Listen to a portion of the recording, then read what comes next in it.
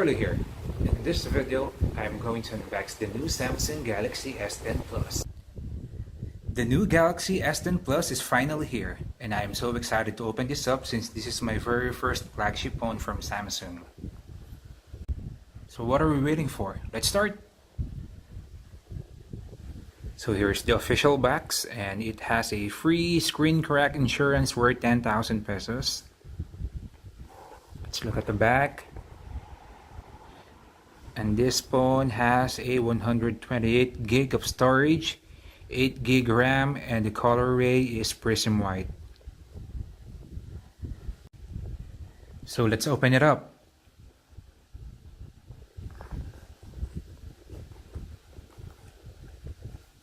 And right away, it's a Samsung Galaxy S10 Plus.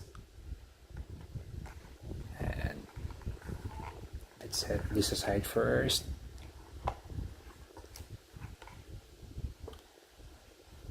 So it's a prism white.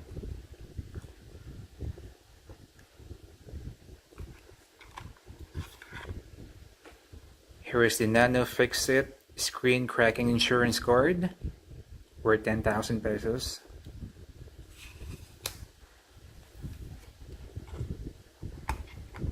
It has a travel adapter.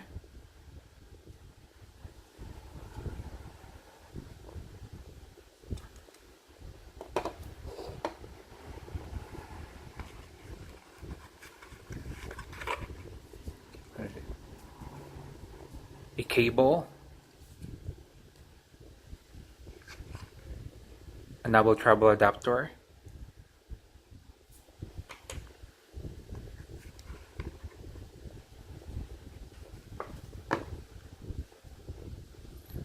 and AKG headphone.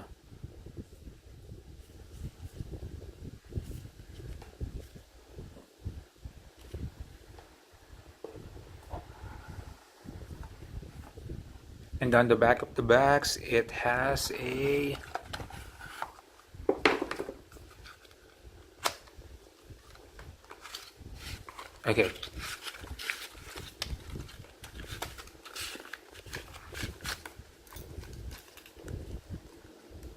there is a warranty guide and user guide.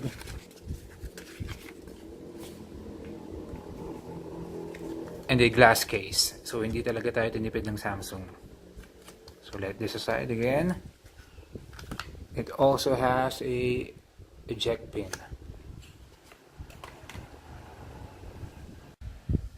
And sa likod ng phone, merong 3 camera system, yung 12 megapixel na wide, 12 megapixel telephoto, and 16 megapixel ultra wide. So let's set this up.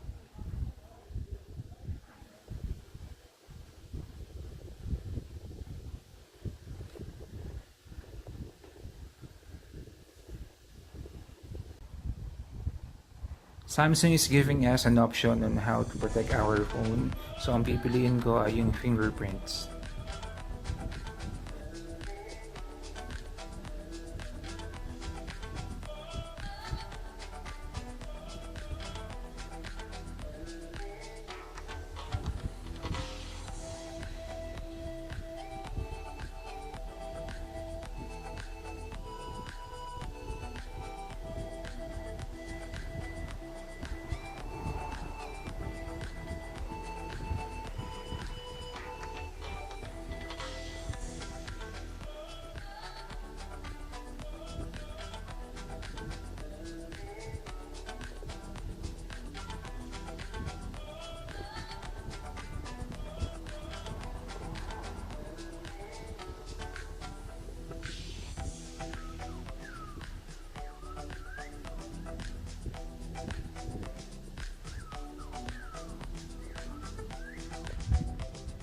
Now na na-set up na natin yung ultrasonic fingerprint scanner, pag gusto mong i-open yung phone, kahit na hindi mo na i-press yung power button, just put your finger here.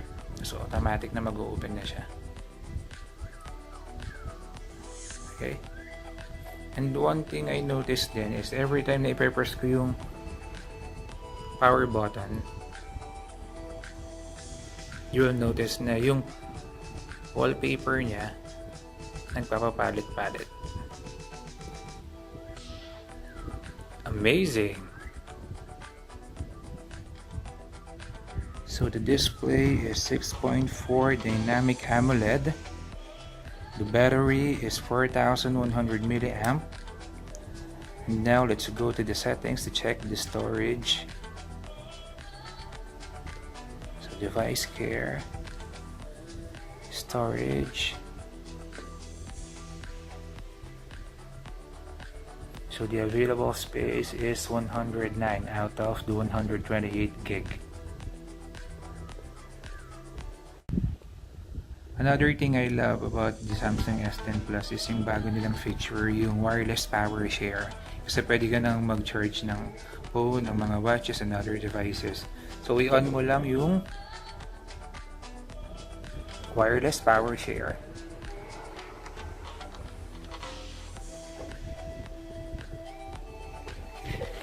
Pwede mo lang i-charge yung yan, nag-charge na siya.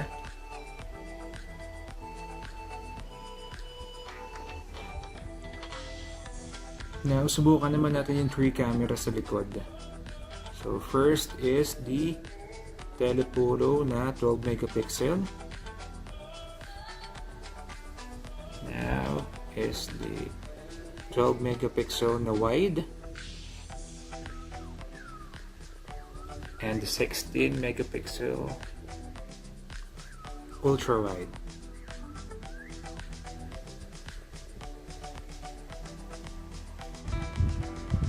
Here's what it looks like pagka naka YouTube video ka.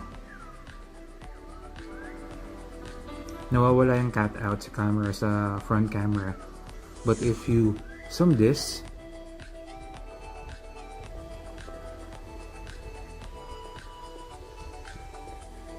yan na siya. So yan, kikita mo na yung cut out sa camera. For me, it's okay. It doesn't bother me at all. So, ayos lang sa akin.